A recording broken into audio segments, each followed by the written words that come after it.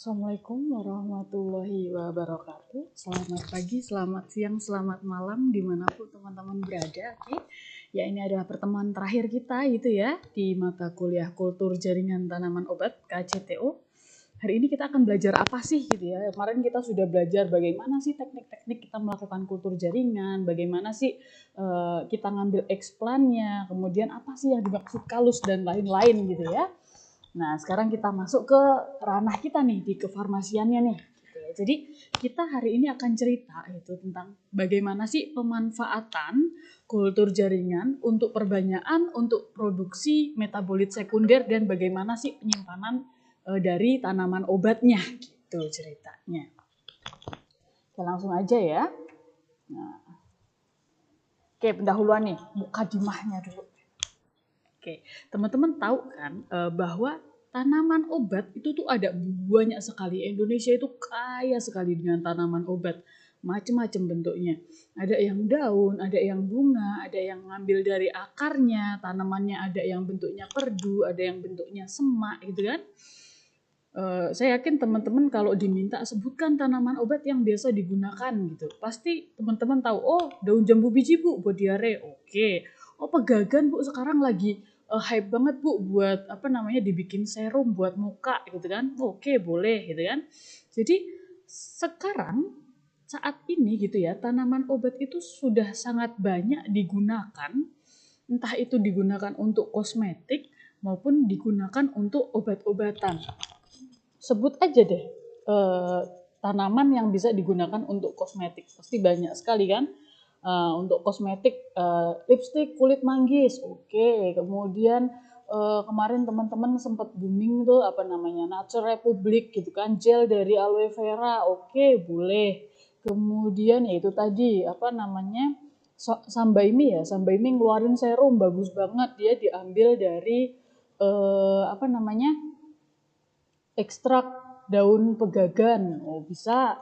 Atau produk-produknya The Body Shop itu kan semuanya adalah produk-produk natural ya, punyanya The Body Shop itu semuanya mereka memang gembar-gembornya adalah produknya mereka itu produk-produk yang diambil dari bahan alam gitu kan, The Body Shop.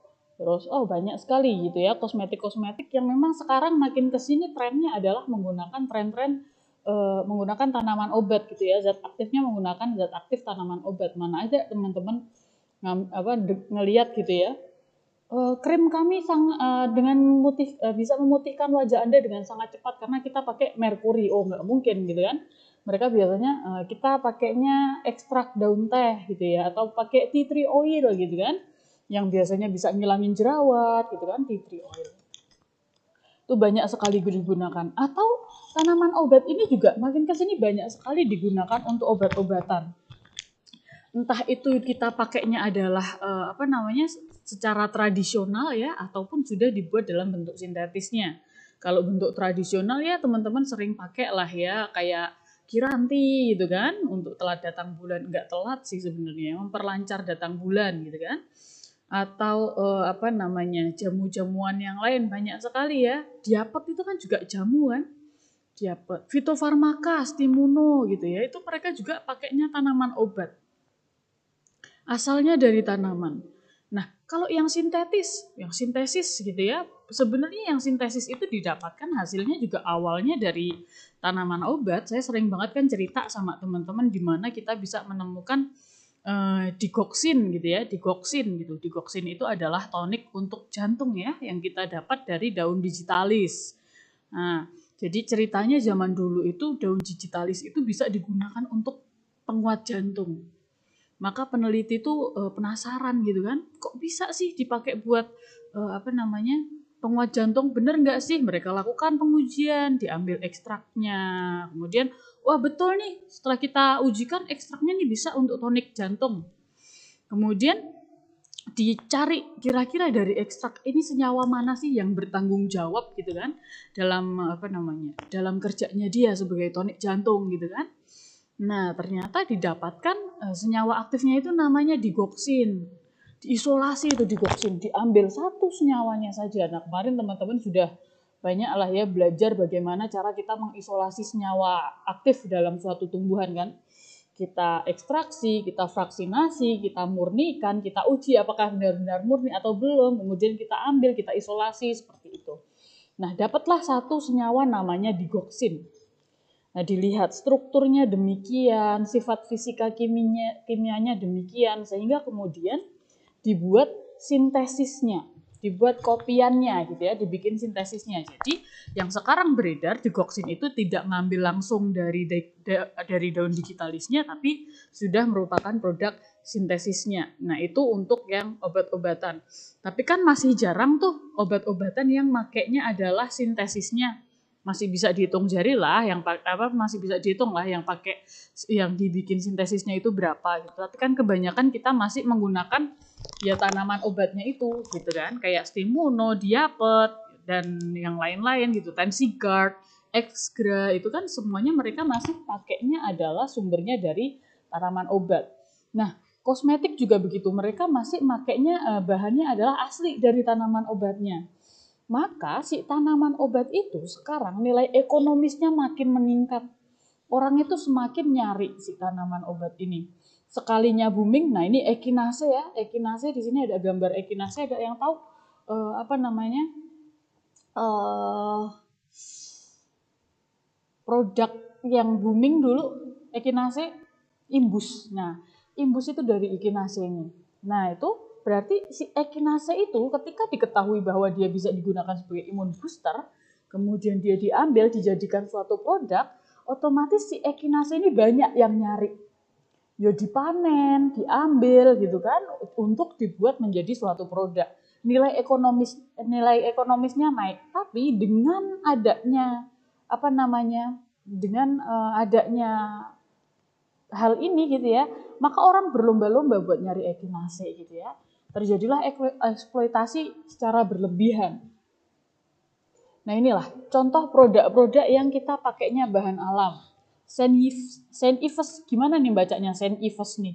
Senif, apa sih? Gimana sih bacanya? Entahlah itu ya. Nah, ini sempat booming ya maskernya gitu ya, dulu sampai setiap kali restock gitu cepet habisnya gitu ya. Nah, sampai pre-order dan lain-lain. Nah, dia seringnya makainya juga menggunakan zat aktifnya pakai dari tanaman. Nah, ini contohnya dia bikin apa nih? Sabun mandi ya. Nah, ini dia pakai bikin sabun mandi, zat aktifnya dia ambil dari ekstrak melon sama timun. Nah, ini The Body Shop. The Body Shop ini juga sabun mandi dia ngeluarin, nggak cuma sabun mandi sih, semua produknya dia itu dia ngambilnya dari bahan alam biasanya ya. Yang bagus kemarin pernah nyoba yang pakai tea tree oil, cobain aja, bagus dia. Nah, ini Innisfree juga, produk-produk luar negeri ternyata juga sama, banyak pakai pakai bahan alam ya. Innisfree ini dia pakai green tea seed serum, pakai bahan alam. Nah, ini Nature Republic pakai aloe vera. Nah, dia booming. Kemudian banyak produk-produk lain yang ngikutin ya, mitunya banyak gitu. Nah, dari situ lidah buaya diserbu, banyak mereka nyari lidah buaya. Semuanya nyari lidah buaya gitu kan.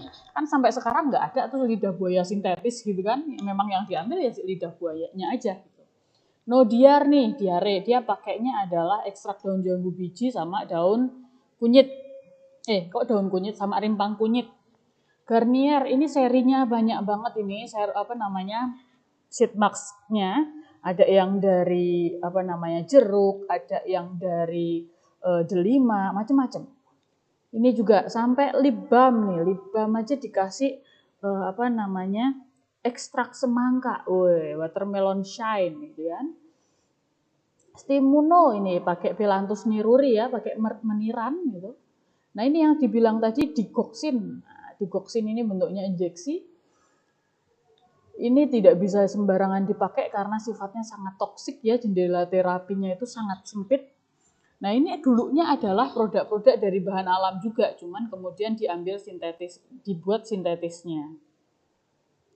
Nah, dari tren yang makin kesini gitu ya, makin menyerbu gitu ya, pangsa pasar, apa sih ngomongnya. Jadi tanaman obat yang ketika dia booming itu langsung diserbu, kayak kulit manggis dulu mangostin itu kan booming, kulit manggis, ini ada ekstraknya dibikin mangostin, booming tuh. Kemudian Saentro Indonesia gitu ya, dari Jejamuan mau Borobudur, mau mana gitu kan. Mereka mengeluarkan produk kapsul kulit manggis. Wah. Jadi kebutuhan bahan bakunya itu meningkat. Kayak tadi Nature Republic ngeluarin produk gel pakai aloe vera. Kemudian diikutin sama produk-produk yang lain, mitunya banyak. Sampai bungkusnya aja mirip-mirip semuanya, hijau-hijau gitu semuanya kan. Kebutuhan bahan bakunya itu meningkat. Tapi ketika dia meningkat, dipanen terus, sayangnya gitu ya, sayangnya ini tuh tidak diimbangi dengan adanya penyediaan benih tanaman yang bagus gitu, yang berkualitas, yang jumlahnya cukup. Jadi terjadi kelangkaan di sana gitu ya. Jadi apa yang kita lakukan? Nah ini di kasus ini tuh perlu gitu ya, kita melakukan penyediaan benih tanaman gitu ya secara efisien gitu ya. Jadi ketika sewaktu-waktu kita butuh, dia tuh ada. Mau kita butuhnya bulan Januari, Februari, Maret, April, Mei, Juni, Juli, Agustus sampai Desember, bulan apapun gitu. Nggak tergantung dengan musim hujan, musim panas, nggak tergantung saya butuhnya 1000 benih, saya butuhnya cuma 100 benih. Jadi ketersediaan bahan bakunya tuh terjamin, mau tidak tergantung dengan jumlah, tidak tergantung dengan musim gitu ya. Bagaimana kita bisa menjamin ketersediaan dari bahan baku yang akan kita gunakan untuk produk kita tadi. Nah, keterbatasan untuk menyediakan si bahan baku tadi, kayak contohnya udah habis nih si aloe vera diserbu sama orang, udah habis gitu kan. Ketersediaannya terbatas. Kemudian mau dibudidayakan juga butuh waktu gitu kan, hanya di musim-musim tertentu contohnya. Nah ini adalah hambatan budidaya. Atau kayak umpamanya purwoceng gitu ya, purwoceng itu hampir punah ya, purwoceng itu dia hanya tumbuh di daerah-daerah tertentu gitu, nggak bisa kita tumbuhkan di Lampung, iklimnya lain. Nah itu adalah hambatan budidaya juga. Nah adanya keterbatasan dalam ketersediaan dan adanya hambatan ketika kita membudidayakan, inilah yang menjadi faktor terjadinya panen berlebihan. Adanya purwoceng itu ya cuman segitu-gitunya, adanya cuman di daerah itu saja. Tapi karena kebutuhannya banyak, ya tuntutan pasar itu banyak, ya sudah dipanen secara berlebihan. Akibatnya apa? Ketika dia sudah dipanen secara berlebihan, maka habitatnya rusak, ya. Dieksplorasi secara berlebihan, habis itu, dibabat habis gitu ya. Contohnya si purwoceng itu. Nah, gimana terjadilah itu tadi, habitatnya rusak. Mending kalau habitatnya rusak ya, bisa terjadi malah terjadi kepunahan tumbuhan tadi. Karena apa? Itu tadi tidak seimbang antara ketika kita memanen sama ketika kita menyediakan benihnya, itu tidak seimbang gitu. Jadi terjadi eksploitasi berlebihan, maka bisa jadi terjadi itu tadi, habitatnya rusak, tumbuhannya juga punah. Nah, maka dari itu kita perlu nyari sesuatu apa yang kita bisa lakukan gitu ya untuk ngakalin keadaan ini gitu ya, sehingga kita bisa mendapatkan bahan baku yang baik dengan jumlah yang sesuai gitu ya, dan ada kapan saja kita butuh. Nah, maka kita perlu lakukan ini. Bisa kita lakukan suatu konservasi secara in vitro gitu ya. Kenapa secara in vitro? Kelebihannya apa sih gitu ya? Konservasi in vitro itu kelebihannya apa? Tentu saja yang pertama hemat area tanamnya kan, teman-teman udah lihat kemarin kan. Ketika kita melakukan secara in vitro ya udah di wadah-wadah kecil saja di lab, jadi banyak sekali kita bisa mengembangkan benih itu bisa sampai ratusan, ribuan dalam waktu yang singkat gitu kan. Hemat area tanamnya, hemat kerjanya juga. Jadi kita nggak capek yang harus nyangkul, kemudian ngasih pupuk, ngasih macem-macem di kebun ya, nggak perlu gitu ya, kita mainnya di lab aja. Nah, jadi hemat tenaga, hemat biaya dan waktu juga tentu saja gitu, dan itu dia bisa menjamin bisa menghindarkan kerusakan atau kehilangan genotip karena adanya cekaman biotik maupun abiotik. Karena kan kalau kita bikin biakan itu langsung di kebun, cekamannya banyak ya, entah yaitu dia nggak cocok pH-nya, suhunya terlalu tinggi, atau musim hujan terlalu lama, atau musim kering malahan gitu kan. Kemudian adanya hama, macam-macam kan cekaman biotik abiotik itu. Nah, kalau kita lakukan di konservasi secara in vitro, maka kita menjamin bahwa cekaman ini tidak akan mempengaruhi bibit kita nanti. Kemudian mempermudah gitu ya dalam pertukaran plasma nuftah. Kemarin kita sudah cerita, jadi ini bisa kita gunakan juga untuk melakukan suatu perbaikan keturunan. Apa perbaikan keturunan ya namanya ya? Pemuliaan gitu ya, pemuliaan tanaman. Sehingga dengan adanya konservasi in vitro ini kita bisa memenuhi kebutuhan bibit tanaman kita, butuhnya berapa banyak gitu ya, dan memenuhi kualitas yang kita inginkan gitu ya. Jadi kita bisa dapat banyak, kualitasnya juga baik. Udah gitu hemat tenaga, hemat area, hemat biaya, apalagi yang kita tunggu, langsung aja gitu kan. Jadi ini lebih baik dibandingkan dengan kita melakukan secara konvensional. Gitu. Nah, ini teknik kultur jaringan dikembangkan untuk perbanyakan dan penyimpanan pada tumbuhan obat yang tergolong langka gitu ya. Dan juga spesies tumbuhan obat yang sangat terbatas populasinya di alam. Ya kayak tadi contohnya purwoceng gitu ya, adanya ya cuman itu aja.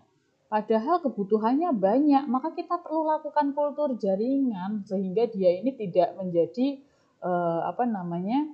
langka gitu, apalagi punah gitu kan.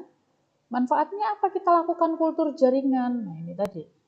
Perbanyakan benih unggul, ya kan? Kita bikinnya pasti yang benih unggul gitu kan. Perakitan varietas unggul, ya sama aja. Jadi kita bikin dulu varietasnya yang unggul, caranya gimana? Pakai kemarin kita sudah cerita namanya variasi somaklonal. Bagaimana terjadi variasi somaklonal sehingga anakan kita ini akan jauh lebih baik daripada indukannya gitu ya. Ketika sudah baik gitu, maka kita lakukan perbanyakan. Kemudian ini tadi sudah dijelaskan seleksi in vitro untuk cekaman lingkungan biotik dan abiotik dan juga untuk pertukaran plasma nuftah dan juga kita bisa memperbanyak produksi metabolit sekunder gitu ya. Kan kalau umpamanya di kebun metabolit sekunder ketika umpamanya musim hujan itu akan lebih sedikit dibandingkan pada musim kemarau. Nah, kalau kita lakukan dengan cara in vitro, apalagi kita pakainya adalah bikin kalus gitu ya, karena biasanya di fase kalus itu metabolit sekundernya bisa kita induksi banyak-banyak. Nah, kita bisa ambillah si metabolit sekundernya. Nah, di mana kita bisa melakukan atau mengaplikasikan gitu ya kultur jaringan tanaman obat gitu. Jadi ini kita bisa lakukan satu untuk memperbanyak tanaman secara massal, ya besar-besaran gitu ya, untuk tanaman obat yang hampir punah, yang populasinya terbatas. Nanti ada slide yang memberikan contoh gitu ya, ternyata banyak gitu tanaman-tanaman yang hampir punah, yang sudah limited edition gitu ya. Kemudian ini kita bisa aplikasikan untuk memproduksi metabolit sekunder yang lebih banyak. Dan juga kita bisa lakukan untuk melakukan pelestarian plasma nuftah. Jadi kita lakukan kultur jaringan tanaman obat itu untuk menseleksi sel dengan kandungan metabolit sekunder yang tinggi gitu ya. Jadi kita bisa mendapatkan rendemen metabolit sekunder yang lebih banyak dibandingkan kita manen di kebun. Jadi di kebun itu udah panennya butuh banyak banget kan, pakai daunnya sekian kilo, sekian bagor gitu kan. Padahal kalau di lab kita cuman pakainya kalus-kalus saja, kecil-kecil aja di cawan petri gitu kan, diambil kalusnya, kemudian diambil metabolit sekundernya dan wow, metabolit sekundernya lebih besar gitu kan, lebih banyak rendemennya. Nah, ini kita bisa lakukan dengan KJTO, kultur jaringan tanaman obat. Bagaimana cara kita mengakali ini gitu ya, menginduksi produksi metabolit sekunder gitu ya. Ya otomatis kita harus utak-utik tuh si media yang optimum itu medianya yang seperti apa, nutrisinya yang bagaimana, kemudian perlakuan lingkungan yang harus diberikan itu seperti apa. Nah, itulah kultur jaringan tanaman obat. Jadi nanti adanya pendekatan bioteknologi, kalau di kita itu adalah kultur secara in vitro, itu kita bisa kita bisa ambil gitu ya senyawa pentingnya atau metabolit sekunder. Kan biasanya kalau kita punya senyawa aktif yang digunakan untuk aktivitas biologis itu kan adalah metabolit sekundernya ya, bukan metabolit primer. Karena metabolit primer tuh digunakan untuk dia hidupnya sehari-hari. Kalau nggak ada metabolit primer, dia mati gitu. Jadi metabolit sekunder ini hanya tambahannya saja. Makanya dia hanya ada sedikit saja di tumbuhan. Nah, jadi kita bisa menggunakan pendekatan ini gitu ya untuk mendapatkan lebih banyak metabolit sekunder, untuk mendapatkan lebih banyak senyawa penting yang kita gunakan sebagai obat. Tekniknya banyak yang kita bisa kembangkan. Nah, ini ya bisa pakai kultur kalus, kultur akar, produksi akar rambut gitu ya. Kemarin sudah kita jelaskan. Nah, ini adalah teknik kultur jaringan untuk perbanyakan benih tanaman obat. Kemarin sih kita sudah menjelaskan gitu ya, kita sudah diskusikan juga apa sih contoh-contoh jenis-jenis kultur jaringan. Nah, ini lebih ke aplikasinya gitu ya. Jadi kayaknya kalau di sini nanti lebih kepada penggunaan medianya gitu ya, penggunaan medianya untuk perbanyakan benih tanaman obat. Jadi kita punya suatu masalah. Kalau secara konvensional kita pengen menyediakan benih gitu ya, itu ada yang namanya masa dormansi. Masa dormansi itu adalah waktu di mana tidak ada bakal tunas yang akan tumbuh. Biasanya di musim kemarau. Jadi pada musim kemarau itu tidak ada tunas yang tumbuh sama sekali, padahal kita butuh. Itu namanya fase dormansi. Problemnya adalah itu. Padahal kita butuh nih si tunas itu. Gimana caranya? Gimana solusinya? Nah, solusinya ya kita lakukan kultur jaringan saja gitu ya. Kita lakukan kultur jaringan sehingga kita bisa dapatkan si tunas ini, kultur tunas gitu ya. Nah, dari kultur jaringan ini kita bisa menjaga gitu ya, bagaimana pasokan benih itu akan selalu ada gitu ya. Dan stoknya itu bagus, steril gitu ya. Sewaktu-waktu kita butuh tuh kita tinggal ngambil aja, tanam. Kurang, ya udah replikasi lagi, lakukan kultur lagi gitu kan. Jadi kultur jaringan itu penting gitu ya untuk kita, apalagi di industri bahan obat-obat tradisional. Nah, faktor penentu keberhasilan untuk kita melakukan perbanyakan tanaman obat secara cepat gitu ya. Kalau kita melakukan kultur in vitro, itu adalah tentu saja kemampuan si biakan kita untuk menghasilkan tunas dalam suatu periode. Jadi semakin banyak tunas yang bisa didapatkan dalam satu periode itu semakin bagus gitu kan. Dan ada beberapa faktor yang bisa mempengaruhi keberhasilan kita dalam perbanyakan tunas ini, proliferasi, tau kan? Proliferasi itu perbanyakan. Yang pertama sumber eksplan, tentu saja emaknya itu bagus apa enggak gitu kan? Kan biasanya kalau umpamanya kita lakukan bapak ibu itu berpengaruh kepada anaknya gitu ya. Biasanya bapaknya mancung, wah anaknya ikut mancung gitu. Ibu ada lesung pipitnya, wah anaknya ikutan gitu kan. Jadi sumber eksplannya, si indukannya ini dia juga akan menentukan keberhasilan dari proliferasi tunas. Kemudian jenis media dasarnya, tentu saja kan media dasar yang kita ingin induksi adalah tunas, sama yang pengen diinduksi adalah akar, sama yang pengen diinduksi adalah kalus, tentu saja berbeda. Jadi media dasarnya ini berpengaruh. Konsentrasi ZPT-nya, ZPT ya, zat pengatur tumbuh, tentu saja gitu ya, jenisnya. Apakah auksinnya yang dibanyakin, apakah sitokinnya yang dibanyakin gitu ya, maka ini berpengaruh gitu terhadap proliferasi tunas. Kondisi lingkungan, nah, kondisi lingkungan tentu saja ya, nggak cuma di kebun, di lab juga kondisi lingkungan itu mempengaruhi keberhasilan. Jangan-jangan pH-nya terlalu tinggi, jangan-jangan suhunya tidak sesuai nih, suhunya terlalu rendah. Jangan-jangan tingkat kelembabannya kurang nih, terlalu kering. Atau exposure cahayanya nih kurang, jadi dia tidak bisa berkembang dengan baik gitu kan. Nah, ini juga menjadi faktor penentu. Makanya kita perlu melakukan manipulasi ya, manipulasinya manipulasi apa? Ya medianya, ya lingkungannya gitu ya. Nah, ini kalau di sini diceritakan bahwa ketika teman-teman melakukan manipulasi terhadap formula media dasarnya gitu ya, kemudian terhadap ZPT yang ditambahkan gitu ya, itu bisa mengoptimalkan aktivitas dari pembelahan selnya. Kalau pembelahan selnya itu bisa dioptimalkan, otomatis multiplikasi dari tunasnya juga akan bagus. Nah, ini adalah contoh-contoh teknik kultur jaringan gitu ya yang kita bisa gunakan untuk tanaman-tanaman ini. Purwoceng. Purwoceng ini Pimpinella purwacan. Dia ini adalah salah satu tanaman Indonesia, tanaman asli Indonesia ya. Asli Indonesia dikategorikan sebagai endangered atau hampir punah. Tadi saya sudah cerita, purwoceng itu hampir punah karena dia adanya hanya di Dieng hanya di dataran tinggi gitu ya. Sulit jadi ketika kita mau budidayakan di dataran rendah tidak bisa gitu kan. Sudah tumbuhnya sulit gitu kan, kemudian booming kan, purwoceng itu bisa digunakan untuk ini macam-macam nih, afrodisiak, menambah stamina, diuretik, tonik, wah kan.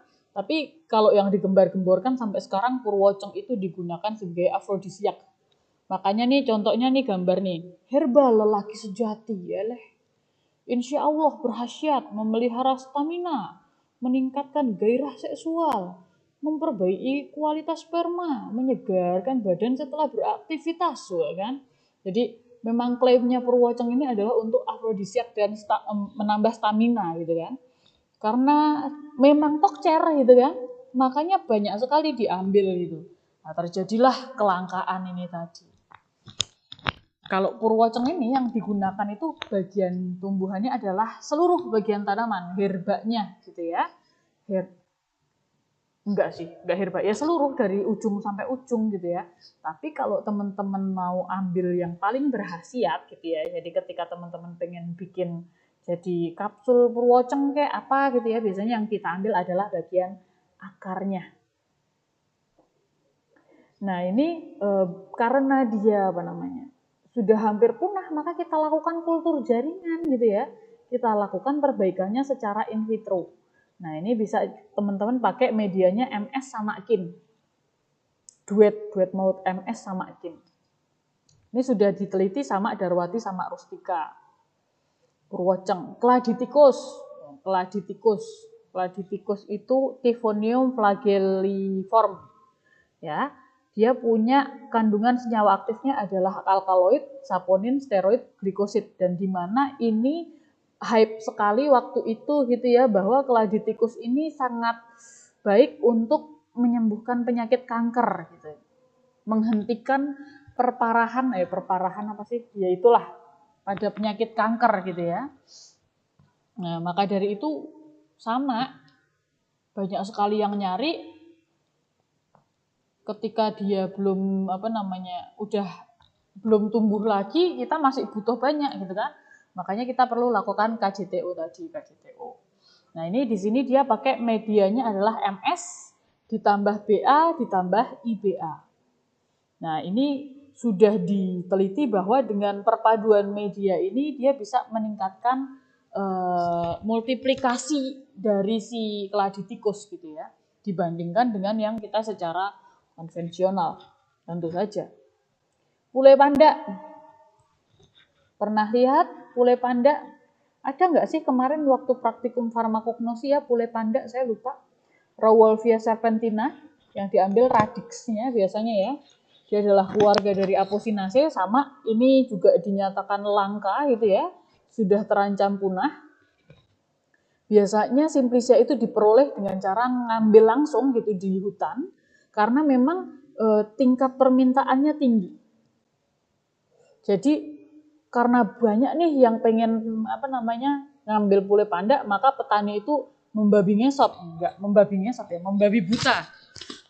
Membabi ngepet bukan, membabi buta gitu ya. Dia ngambil panen di hutan secara berlebihan gitu ya. Nah, sehingga terjadi kelangkaan. Faktor lainnya apa yang menyebabkan dia kelangkaan gitu ya? Nah, penyebab lainnya dia adalah karena yang digunakan ini adalah akarnya. Akar itu kan akar gitu ya, kayak nyawa dari tanamannya. Kalau kita ambil daunnya, oke lah dia masih bisa numbuh lagi. Kita ambil buahnya, dia masih numbuh lagi. Lah akarnya ya sudah dijabut sak tumbuhannya gitu kan. Akarnya diambil, tanamannya hilang. Ya sudah, makanya terjadi kelangkaan si pule panda ini. Zat berkhasiat dari pule panda itu apa sih? Zat berkhasiatnya adalah ajmalin, reserpin gitu ya, resinamin, tapi yang paling senyawa penandanya adalah ajmalin. Nah ini dia digunakan sebagai apa? Sebagai afrodisiak, penambah stamina dan tonik juga.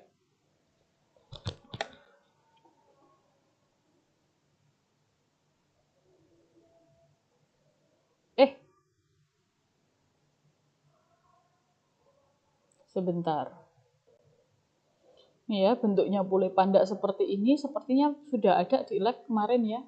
Pule panda banyak yang sudah bikin kapsulnya, bahkan ini dia sampai bikin kapsul curah herbal, curah ya, jadi kayak bagoran gitu dia jualnya kan. Akar pule panda, manfaat, macam-macam dia punya manfaat. Nih, bagian yang digunakan akar gitu ya. Zat berkhasiatnya adalah reserpin, resinamin, dan ajmalin. Fungsinya sama afrodisiak sama menambah stamina, diuretik, tonik. Nah, ini kalau teman-teman pengen melakukan perbanyakan produksi terhadap benihnya si pule panda secara in vitro, ada 2 penelitian. Yang pertama dia pakainya media MS, BA sama 2IP. Sedangkan yang kedua dia cuma pakai media MS sama BA saja. Dua-duanya sudah pernah dilakukan. Jadi kayak si Lestari ini melakukan penelitian barengan sama Mbak Yunita, sudah selesai, kemudian dia masih penasaran lagi, dia melakukan penelitian lagi sama Mbak Mariska gitu kan. Ternyata kedua media ini bisa digunakan untuk perbanyakan produksi benih dari si pule panda. Udah pernah lihat kayak gini? Adas namanya ya, Funiculum vulgare. Adas ini biasa digunakan untuk obat batuk, mules, sariawan, sakit tenggorokan, anti kanker, anti demensia, anti inflamasi, antioksidan, anti platelet, dan anti trombotik, bahkan sampai anti spasmodik. Banyak sekali fungsinya. Karena zat aktifnya juga banyak ya, di sana ada anetol, limonen, pinen, metilkafikol, velandren, minyak atsiri, macam-macam. Gitu kan? Dan ini minyak adas itu permintaannya sangat banyak. Minyak adas itu salah satunya dipakai di minyak telon ya. Kalau minyak telon itu kan ada minyak adas, minyak kayu putih sama minyak kokos. Kokos apa? Kelapa gitu kan. Minyak kelapa biasanya dipakai sebagai base oilnya saja gitu ya, biar tidak terlalu panas dan biar lembut di kulit. Nah, adas ini untuk penghangatnya gitu ya. Nah, selain itu dia bisa digunakan sebagai seperti inilah untuk obat batuk, sakit tenggorokan, bahkan antioksidannya bagus, si adas ini bagus sekali. Sifat antioksidannya teman-teman bisa cari jurnalnya gitu ya. Jadi banyak produk-produk yang menggunakan si buah adas ini. Buahnya ya yang dipakai ya, buah adas. Funiculi fructus. Nah ini hanya salah satu contohnya, dia bikin kapsulnya gitu ya, tapi banyak sekali produk yang makainya bahan bakunya adalah adas. Sehingga dengan permintaan yang sangat tinggi kita harus menyediakan tunasnya lebih cepat, lebih banyak gitu ya. Makanya di sini dia ada penelitian dia melakukan kultur jaringan untuk pembentukan tunas dari si adas ini gitu ya. Jadi dia pakai medianya media NS, terus join sama media NAA sama media BA. Jadi kalau dari tadi memang yang dimainkan adalah medianya ya, Nah ini siapa sih yang nggak tahu jahe gitu ya? Ginger gitu kan, Zingiber officinale. Nah, jahe ini saya yakin di mana-mana sudah digunakan gitu ya. Ini adalah unggulan gitu ya, unggulan dari pengembangan industri gitu ya. Bisa dipakai buat aromaterapi, bisa dipakai buat obat, buat wedangan, bikin makanan, macam-macam. Karena memang wanginya aja enak gitu kan. Zat aktif dari jahe itu ada banyak teman-teman, ada zingiberin, zingerol, gliserol, gingerol, paradol, zingiberol, sogal, sineol, burneol, lemonin, banyak gitu ya. Dan ini juga fungsinya banyak untuk obat flu, menyembuhkan sakit lambung, radang tenggorokan, ini banyak fungsinya. Bagian yang digunakan adalah rimpangnya gitu ya. Kemarin juga sempat dibilang bahwa ketika hype corona itu muncul gitu, jahe itu bisa digunakan sebagai imunomodulator. Walaupun yang lebih bagus ketika diuji adalah yang variannya adalah jahe merah. Tapi untuk yang jahe sendiri itu juga sudah bagus. Nah, kita bisa melakukan perbanyakan untuk propagasi si jahe ini secara massal itu pakai media MS sama BA. Kencur. Ini biasanya orang kebalik, bapak-bapak ya, biasanya kebalik antara kencur sama jahe karena baunya sama-sama menyengat. Walaupun menurut saya beda banget, tapi bahkan suami saya pun nggak bisa bedain yang mana kencur, yang mana jahe, padahal bentuknya beda banget. Ya sudahlah ya, nggak apa-apa. Kencur, Kampferia galanga gitu ya. Ini punya zat aktifnya sineol, kemudian asam sinamat, borneol, kamferin gitu ya. Alkohol, asam anisat, banyak dia fungsinya. Kamferol gitu kan. Khasiatnya dia digunakan sebagai penghilang lelah, radang anak telinga, memperlancar haid, menghilangkan darah kotor, obat batuk, menghilangkan tenggorokan yang nggak enak. Kok menghilangkan tenggorokan yang nggak enak? Tenggorokannya hilang dong. Maksudnya menghilangkan rasa tidak enak pada tenggorokan gitu ya. Ini dulu saya waktu masih SMP suruh makanin kayak gini nih, umpamanya disuruh mau lomba nasyid gitu, mau lomba ngeband, mau lomba apa, pokoknya berurusan dengan berteriak-teriak gitu kan. Nah, itu biasanya dikasih kencur, suruh makan kencur, dikeremus saja. Enggak diparut terus diminum, enggak. Itu kan jamu enak ya. Nah, ini benar-benar disuruh dikunyah gitu kan. Jadi lidah itu rasanya kayak baal gitu. Kemudian telan aja gitu. Tapi memang berasa bahwa kemudian tenggorokan itu lebih nyaman, lebih lega gitu ya. Nah, itulah kencur. Nah, kencur ini ternyata ada juga gitu ya yang dia meneliti tentang perbanyakannya secara in vitro untuk penggandaan tunas. Walaupun sebenarnya kencur itu gampang banget ditumbuhkan, cuman mungkin butuh masa panen yang agak lama gitu ya. Ketika dia mulai ditanam sampai masa panen itu mulai butuh waktu yang agak lama, sehingga mungkin si Mbak Lestari sama Mbak Utami, nggak tahu Mas Utami ya, dia melakukan perbanyakan tunas secara in vitro. Dia pakainya media MS, media T-diazuron sama media BA. Nah, ini temu. Temu apa? Temu mangga. Curcuma heniane. Ya, ini tidak terlalu populer ya temu mangga ini.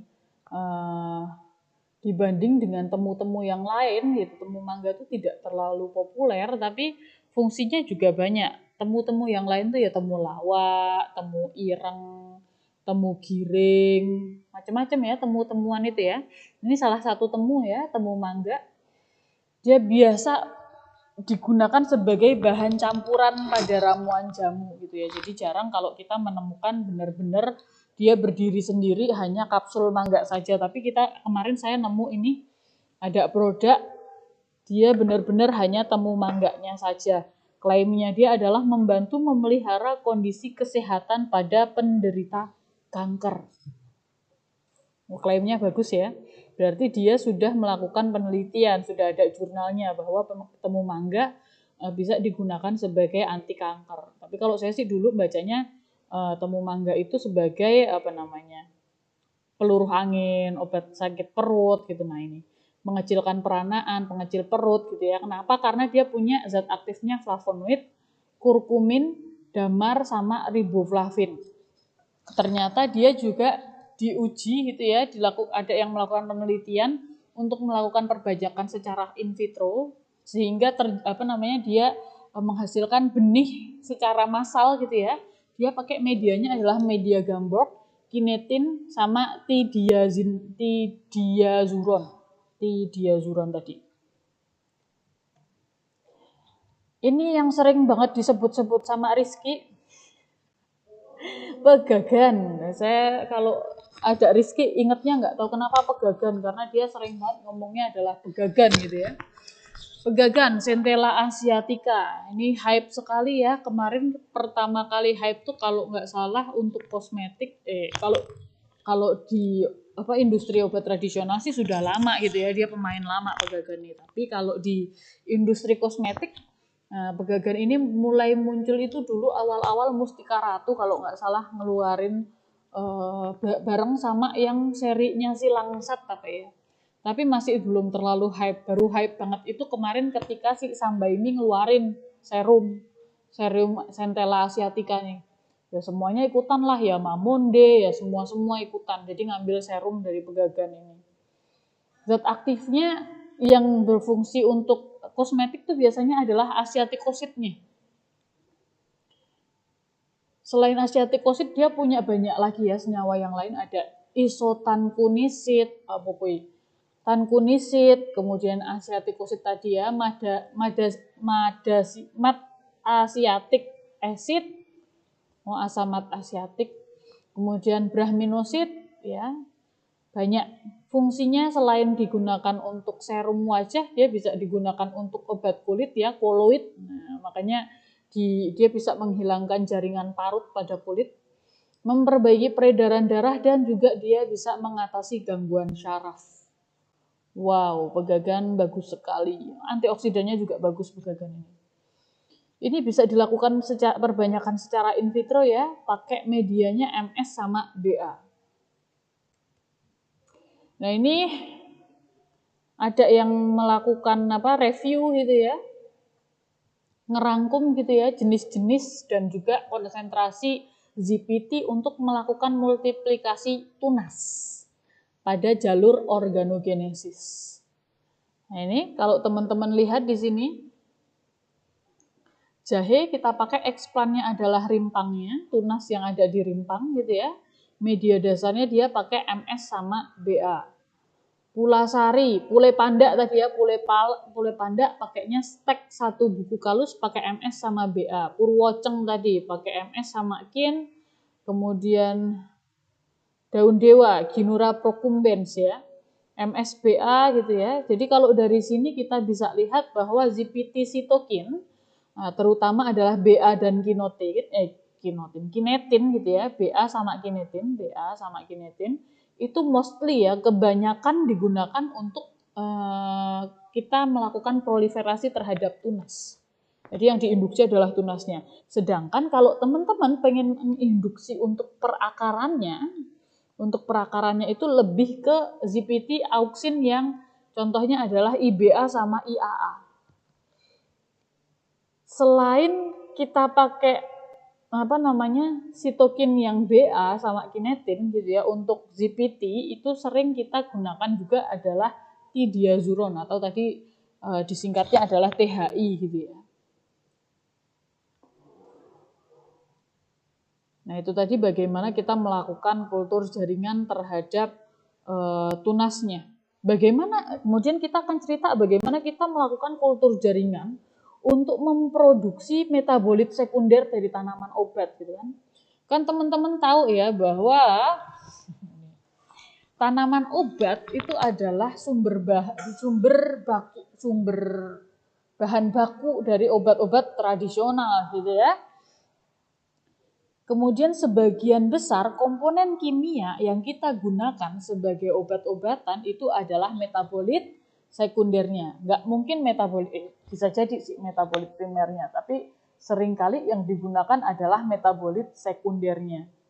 1/4 dari obat-obatan modern yang ada di dunia itu bahan aktifnya itu di awalnya diisolasi atau dikembangkan dari tanaman. Tadi di awal sudah cerita ya, mulai tanaman obat itu ada yang kita bikin jamu, kemudian berkembang jadi obat herbal terstandar, berkembang jadi fitofarmaka.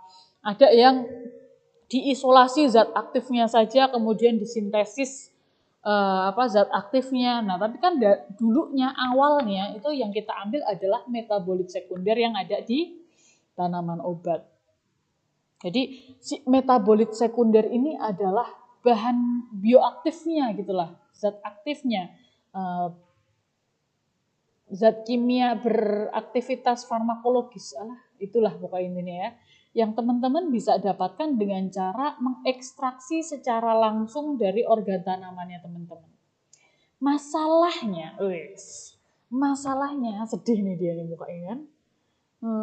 Masalahnya gitu, ketika teman-teman itu ngambil bahan bakunya langsung dari tanamannya, tadi yang terjadi apa? Eksploitasi berlebihan, tanamannya rusak, lingkungannya rusak, tanamannya punah, terjadi kelangkaan gitu kan.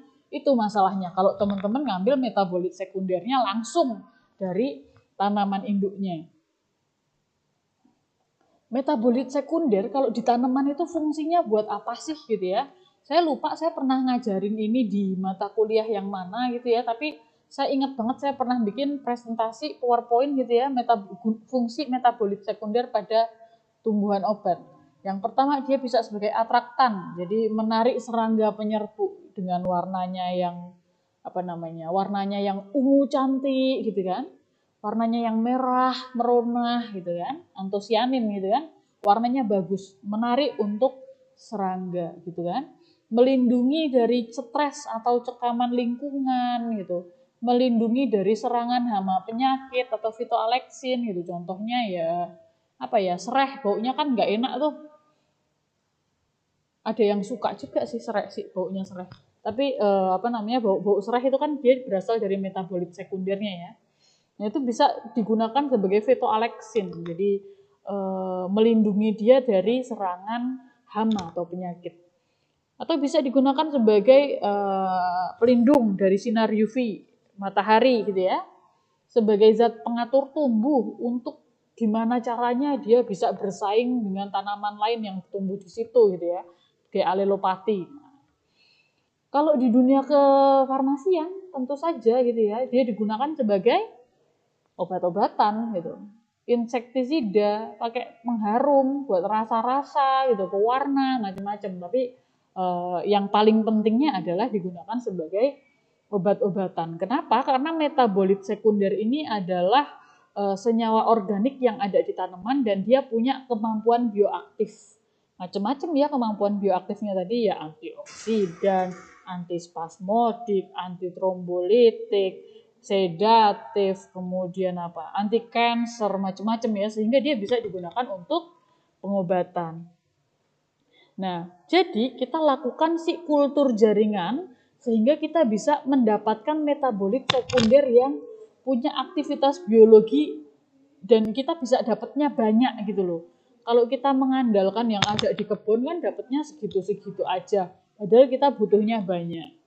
Ingat, metabolit sekunder itu hanya ada sedikit di tanaman karena dia hanya digunakan untuk menunjang hidupnya si tanaman gitu ya. Yang banyak diproduksi dari tanaman adalah metabolit primer.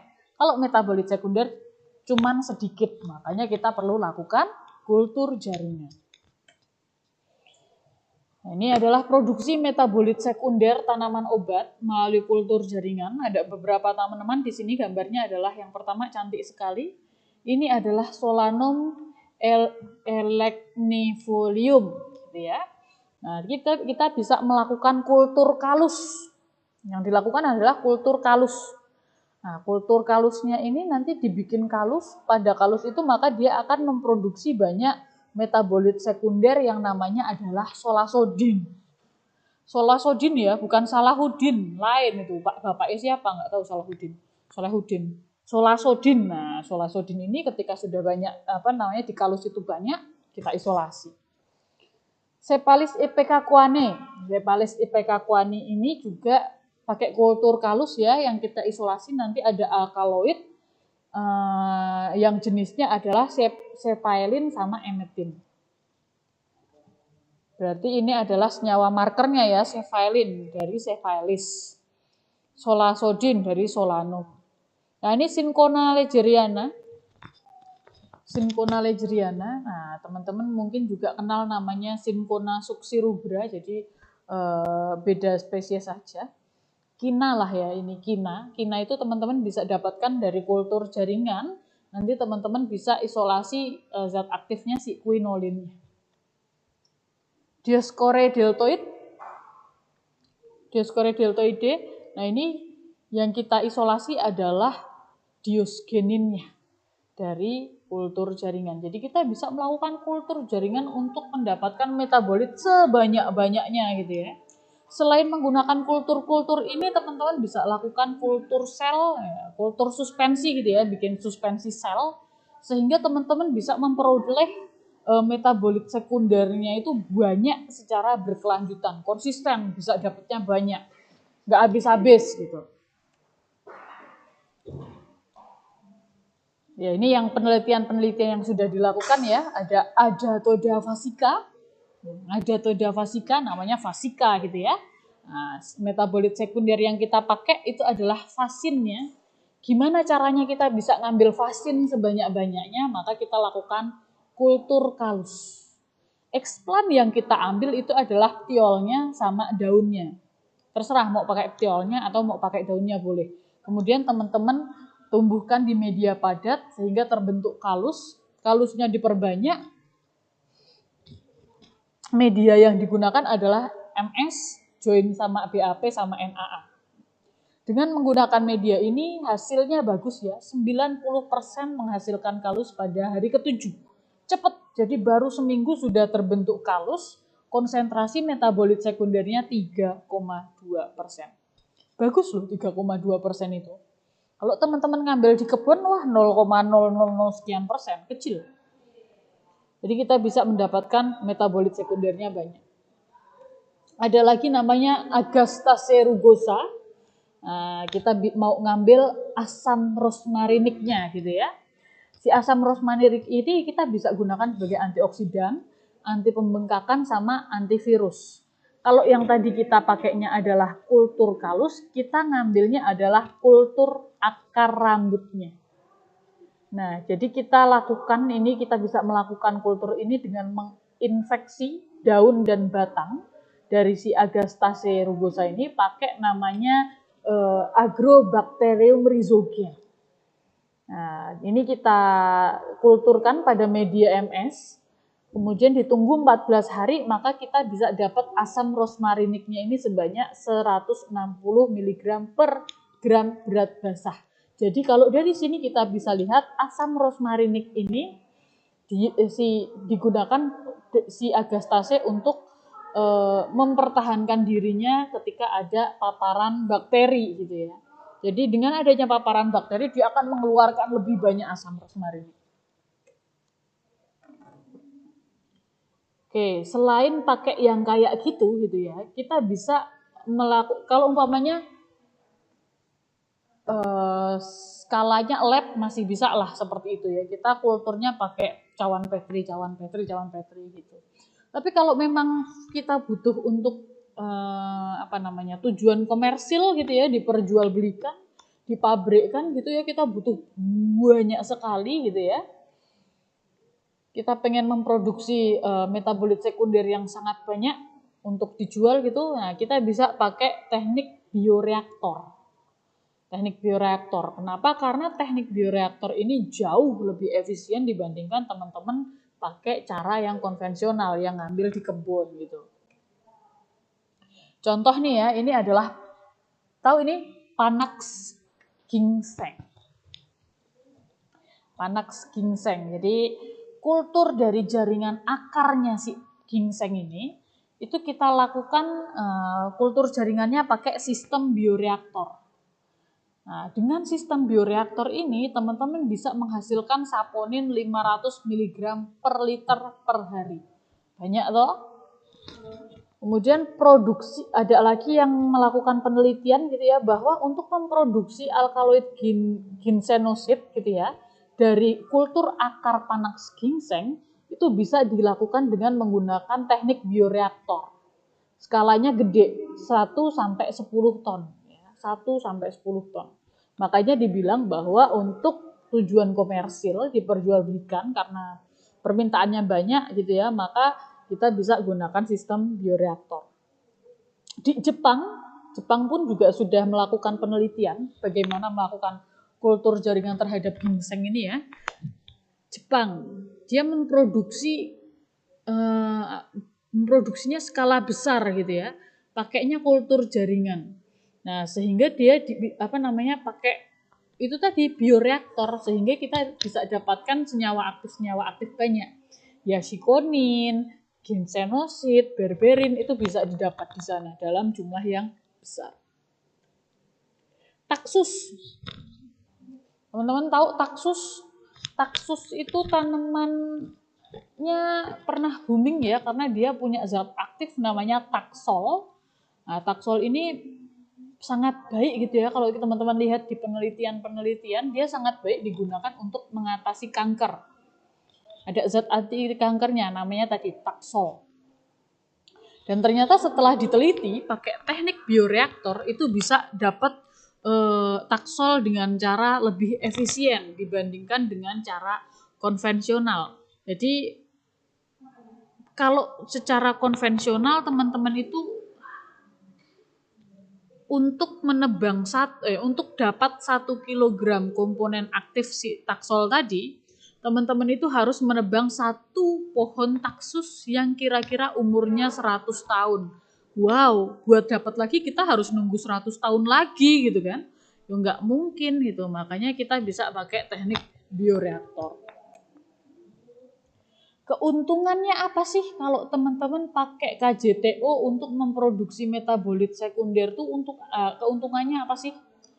Banyak ya keuntungannya ya. Satu, bisa dilakukan sepanjang waktu. Maksudnya seperti apa ya tadi, tidak tergantung dari faktor lingkungan. Iklim, hama, hambatan geografi, musim gitu ya. Mau musim hujan, mau musim kering, musim semi, musim salju, nggak penting gitu ya, karena kita lakukannya secara kultur jaringan gitu, jadi nggak peduli mau iklimnya seperti apa, mau di musimnya seperti apa, iklimnya mau dia tropis, subtropis atau yang lain gitu ya. Nah itu juga nggak pengaruh karena kita lakukan secara in vitro gitu. Hama ya enggak lah karena kita kendalikan. Hambatan geografis ya sudah, purwoceng yang tadi cuma tumbuh di Dieng kita bisa tumbuhkan di lab gitu kan. Kemudian sistem produksinya bisa kita atur sehingga kita bisa memproduksi entah itu tunas, entah itu metabolit sekunder, entah itu akar gitu ya. Itu kita bisa produksi di saat yang kita butuhkan dan juga dengan jumlah yang kita inginkan. Itu kita bisa bikin sistemnya bisa diatur. Kualitas dan hasil produknya konsisten. Nggak kayak di kebun. Di kebun itu musim hujan sama musim kering lain hasilnya. Dipanen pagi hari, dipanen sore hari lain hasilnya gitu kan. Jadi kualitasnya tidak konsisten. Kalau kita pakai kultur jaringan konsisten. Dan mengurangi penggunaan apa? Penggunaan apa ini maksudnya? Maksudnya ini kayaknya mengurangi penggunaan lebih ekonomis gitu kali ya, lebih ekonomis gitu dibandingkan dengan kita yang harus pakai lahan yang besar, pakai pupuk, pakai macam-macam. Nah kita cukup pakai media kecil-kecil saja itu sudah cukup. Tenaganya juga tidak sebesar ketika teman-teman bikin di kebun gitu kan.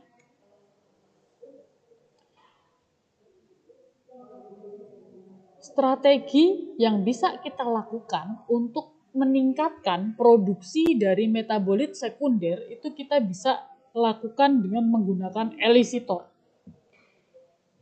Apa itu elisitor gitu ya? Elisitor itu adalah suatu perlakuan, entah itu cekaman fisik ataupun cekaman kimia, biotik maupun abiotik pada suatu kultur sehingga dia bisa memacu untuk produksi metabolit sekunder. Contoh cekaman abiotik itu apa? Suhu, temperatur, sinar UV, pH itu adalah cekaman abiotik. Elisitor kalau yang biotik apa? Kitosan gitu ya. Atau berbagai ekstrak protein gitu ya. Jadi kita bisa tambahkan yang seperti ini gitu ya. Kita bisa atur suhunya yang cocok sehingga metabolitnya banyak. pH-nya diatur yang sesuai, sinar UV-nya, atau kita tambahkan elisitor biotik kitosan sama ekstrak protein sehingga produksi metabolit sekundernya bisa meningkat. Oke, kemudian kita masuk ke sini, penyimpanan tanaman obat langka secara in vitro. Jadi kalau kita punya tanaman berkhasiat yang dia bernilai ekonomis tinggi gitu ya, kayak purwoceng tadi lah ya, bernilai ekonomis tinggi, dicari di mana-mana, padahal dia adanya di situ-situ aja, sehingga terjadi eksploitasi yang berlebih. Padahal tidak ada budidaya yang berkelanjutan, ya dipanen-panen aja gitu ya, tapi tidak dilakukan budidaya dengan baik, maka terjadi kelangkaan. Inilah contoh, ini baru contoh loh, segelintir gitu ya, tanaman obat yang mengalami kelangkaan. Teman-teman ingat dulu tahun 2000 berapa ya, 2000 berapa saya lupa, dibilang bahwa Indonesia itu menduduki peringkat berapa ya, peringkat berapa dunia gitu. Pokoknya katanya Indonesia adalah punya mega biodiversitas tumbuhan gitu. Jadi spesies tumbuhan yang ada di Indonesia itu sangat banyak gitu. Kita rankingnya sangat tinggi dulu. Tapi makin ke sini semakin turun. Kenapa? Ya karena tidak diimbangi dengan adanya pembudidayaan dengan baik. Nah, ini adalah contoh-contoh tanaman obat yang mengalami kelangkaan. Tadi sudah diceritakan, ada purwoceng ya, Pimpinella pruactan, pule panda, Rauwolfia serpentina, inggu, Ruta angustifolia, temu putri, Curcuma petiolata, ini pronojiwo nih, Euchresta horsfeldii ya. Kemudian pulosari, Alixia renwardii. Ini adalah salah 6. Nah, contoh-contoh gitu ya, tanaman obat yang mengalami kelangkaan. Sehingga kita perlu lakukan strategi bagaimana kita bisa tetap memenuhi permintaan pasar tanpa membuat si tanaman ini menjadi punah gitu ya. Ini adalah keuntungan yang bisa kita dapatkan ketika kita melakukan penyimpanan tanaman obat secara in vitro. Yang pertama adalah penyimpanan plasma nuftah tanaman langka atau tanaman yang punya nilai ekonomis tinggi. Ya, jadi plasma nuftahnya kita simpan. Kemudian biakan itu yang kita simpan tadi bisa sewaktu-waktu diregenerasikan menjadi banyak gitu ya, diperbanyak, dilakukan kultur-kultur lagi gitulah ya. Contoh ini tadi kasusnya purwoceng. Kenapa dari tadi purwoceng gitu ya? Ya karena memang kasusnya seperti itu, kasusnya sedih ya. Dia tanaman yang punya nilai ekonomis tinggi tapi nggak diimbangi dengan adanya budidaya yang baik gitu. Contohnya si purwoceng ini. Jadi konservasi in situ gitu ya. In situ tuh di habitat aslinya itu sulit dilakukan karena habitat alaminya itu udah rusak. Dia tuh hutan konservasi gitu ya. Habitat aslinya sudah rusak. Sedangkan kalau kita lakukan konservasi ex situ gitu ya, kita lakukan di tempat lain gitu ya, yang dilakukan di tempat yang di dataran rendah gitu contohnya ya, itu punya kendala karena dia itu susah dibudidayakan kalau dia tidak ada di habitat aslinya. Sekarang purwoceng ini ditanam sama petani itu di wilayah Desa Sukenang dataran tinggi Dieng, dan itu kecil sekali. Sangat sempit wilayahnya, padahal kebutuhannya sangat banyak. Nah, sehingga kita bisa lakukan penyimpanan terhadap si purwoceng ini. Jadi biakan purwocengnya ini disimpan selama 4 minggu. Pakai tekniknya adalah teknik enkapsulasi pucuk tunasnya ini secara in vitro. Pakainya apa medianya? Pakai media natrium alginat, terus pakai media DKW ditambah media BA. Kemudian ditambahkan di situ sebagai nutrisinya ditambah CaCl2 selama 15 menit. Dengan teknik enkapsulasi ini kita bisa nyimpen purwoceng dengan baik gitu ya. Ya. Teknik penyimpanan secara in vitro untuk koleksi yang aktif gitu ya, kita simpen biasa aja gitu ya. Pada keadaan di mana dia tumbuhnya secara normal, itu butuh media yang sangat banyak. Kita perlu lakukan kultur itu berkali-kali, dikultur terus, kultur lagi, subkultur lagi, sehingga apa? Ya boros waktu, boros media, capek adik. lelah hayati kan gitu kan. Sehingga kita cari ini puter akal, kenapa akal diputer? Puter otak gitu ya, pakai akal gitu. Gimana caranya biar kita bisa nyimpen si purwoceng ini atau si tumbuhan kita ini secara lambat gitu ya, yang pertumbuhannya itu lambat. Jadi kita harus lakukan penghambatan terhadap pertumbuhan. Gimana caranya kita lakukan penyimpanan pada kondisi minimal? Apa itu kondisi minimal? Nah, kondisi minimal. Jadi kita melakukan teknik pertumbuhan minimal gitu ya. Di sini ada keuntungan di mana kalau teman-teman pakai teknik pertumbuhan minimal ini efisien. Resiko kontaminasinya sama mutasinya lebih rendah dibandingkan kalau kita pakai subkultur biasa. Dan juga sumber dayanya memadai. Prinsipnya gimana? Prinsipnya teman-teman ngasih kondisi biar eksplan itu melakukan metabolisme dan pertumbuhan dengan kecepatan yang rendah. Jadi dia pelan-pelan gitu ya. Gimana caranya gitu ya? Caranya gampang, kita atur aja komposisi mediumnya sama lingkungan fisik dari kulturnya. Gimana caranya? Medium itu bikin metabolisme dari eksplan kita jadi lambat. Kalau metabolisme eksplan kita jadi lambat, maka kita tidak perlu sering-sering melakukan subkultur. Nah, jadi kita akan lebih hemat bahan, hemat waktu, dan juga hemat tenaga. Gimana perlakuan yang dilakukan untuk melakukan teknik ini gitu ya? Perlakuannya adalah dengan cara menurunkan kadar nutrisi yang ada di media. Atau teman-teman tambahkan zat-zat osmoregulator atau teman-teman menggunakan zat penghambat pertumbuhan gitu ya. Atau ada lagi namanya kriopreservasi. Jadi disimpan di suhu yang sangat rendah gitu.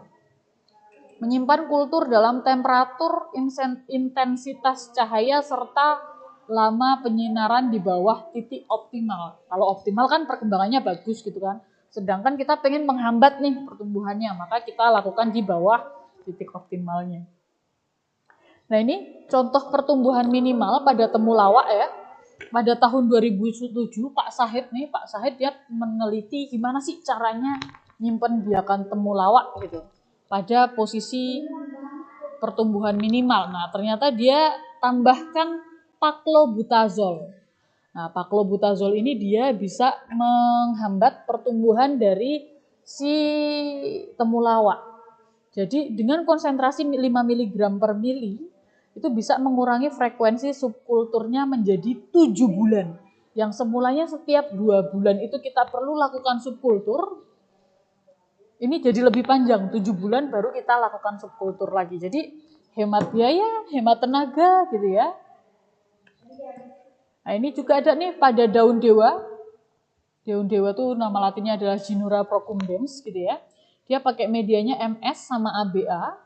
Ternyata dengan media duet mouth gitu ya, bukan apa namanya. Dengan duet mouth ini gitu ya, dia bisa menghambat pertumbuhan sampai 7 bulan. Lama loh 7 bulan itu, karena biasanya kalau kita melakukan subkultur tuh 1 bulan 2 bulan kita harus lakukan subkultur lagi gitu ya. Nah ini bisa sampai 7 bulan. Penghambatan pertumbuhan tujuannya ya menghambat pertumbuhan gitu ya. Sehingga kita bisa memperpanjang masa simpannya si tumbuhan kita secara in vitro. Atau sebagai osmoregulator. Caranya bagaimana menghambat pertumbuhan? Yang pertama teman-teman tambahkan senyawa penghambat pertumbuhan. Contohnya apa? Senyawa penghambat pertumbuhan yang sering dipakai adalah tadi paklobutrazol. Selain itu ada macam-macam, ada sisosel, ada ansimidol, ada manitol, sorbitol gitu ya. Kalau manitol sama sorbitol itu lebih ke pengaturan osmotiknya. Atau teman-teman lakukan pengenceran media dasarnya, jadi setengah atau seperempatnya. Jadi makanannya dia sedikit gitu ya, dia akan berpuasa. Atau mengurangi komposisi garam mediumnya. Atau tadi saya sudah cerita kriopreservasi ya, penyimpanan pada suhu rendah. Pengenceran garam-garam mineral, menurunkan konsentrasi sukrosa itu bisa digunakan untuk menghambat pertumbuhan dari kultur jaringan kita. Ini the last terakhir ya, kita cerita tentang teknik kriopreservasi. Tadi sudah di spoiler gitu ya. Nggak seru ya, ya sudahlah nggak apa-apa. Emang sukanya spoiler bikin nggak seru gitu ya. Jadi teknik kriopreservasi ini adalah teknik di mana teman-teman menyimpan materi genetik dari tanamannya teman-teman, dari kulturnya teman-teman itu, termasuk tanaman obat tadi ya, pada suhu yang sangat rendah dalam nitrogen cair. Suhunya berapa? Suhunya minus 196 derajat Celcius. Jadi nggak cuma di freezer atau di kulkas, enggak, karena minusnya sangat minus banyak gitu ya. Jangan kelakuan aja yang minus banyak gitu ya. Tapi kayak ginian minus banyak, kriopreservasi. Jadi dengan suhu yang sangat rendah ini adalah kondisi yang sangat ideal untuk menyimpan plasma nuftah pada jangka panjang.